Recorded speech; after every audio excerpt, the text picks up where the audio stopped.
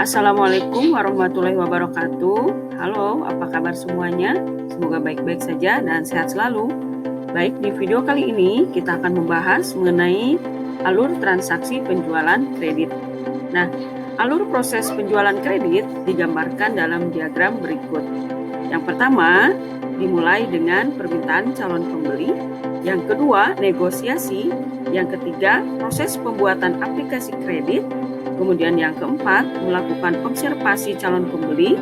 Dan yang kelima, persetujuan kredit dari bagian kredit. Nah, nanti ada yang ditolak, ada juga yang diterima tergantung dari hasil observasi.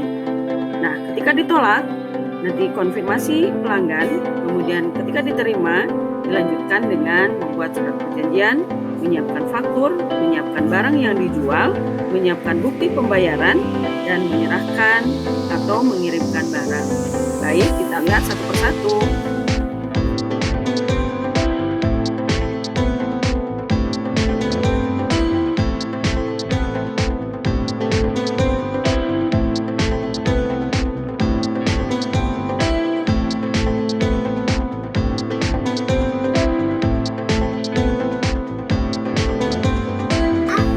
Penjualan secara kredit adalah transaksi jual beli barang yang dilakukan oleh penjual dan pembeli dengan cara pembayaran dilakukan di kemudian hari sesuai dengan kesepakatan yang telah ditentukan. Nah, alur transaksi penjualan secara kredit dimulai dengan 1. Permintaan calon pembeli. Nah, sama halnya dengan penjualan tunai, proses awal dari transaksi penjualan kredit adalah adanya permintaan dari calon pembeli. Alur yang kedua yaitu negosiasi.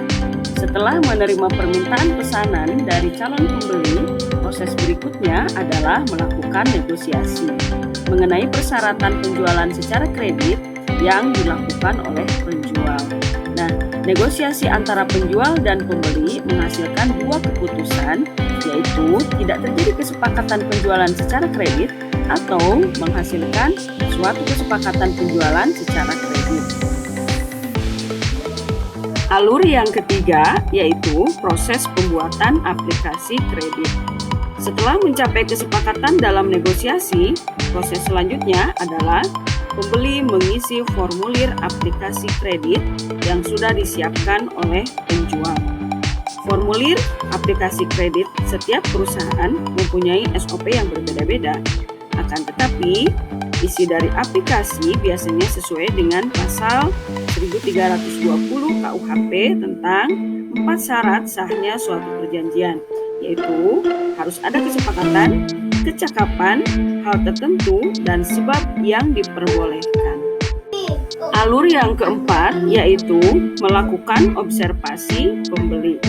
Observasi yang dilakukan penjual bertujuan mencocokkan informasi yang disampaikan calon pembeli melalui formulir aplikasi kredit dengan kondisi sebenarnya.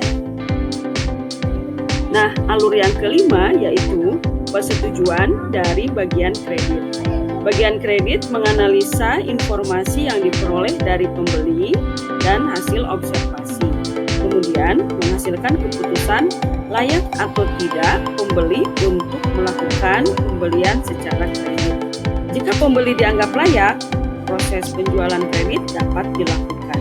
Namun, jika pembeli diputuskan tidak layak untuk melakukan pembelian secara kredit, penjual akan memberikan konfirmasi kepada pembeli serta memberitahukan alasan penolakan. Alur selanjutnya yaitu surat perjanjian jual beli.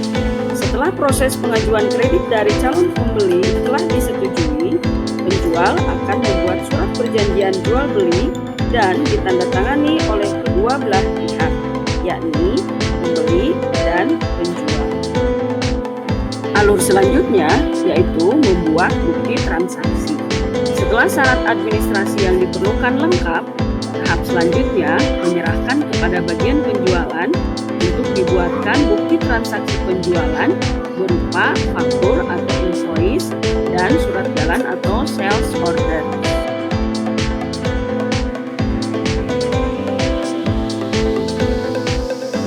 Nah, Alur yang terakhir yaitu menyerahkan dan mengirimkan barang. Bagian penjualan mengkoordinir bagian gudang agar menyiapkan barang. Setelah itu, bagian pengiriman atau delivery akan mengantar barang kepada konsumen.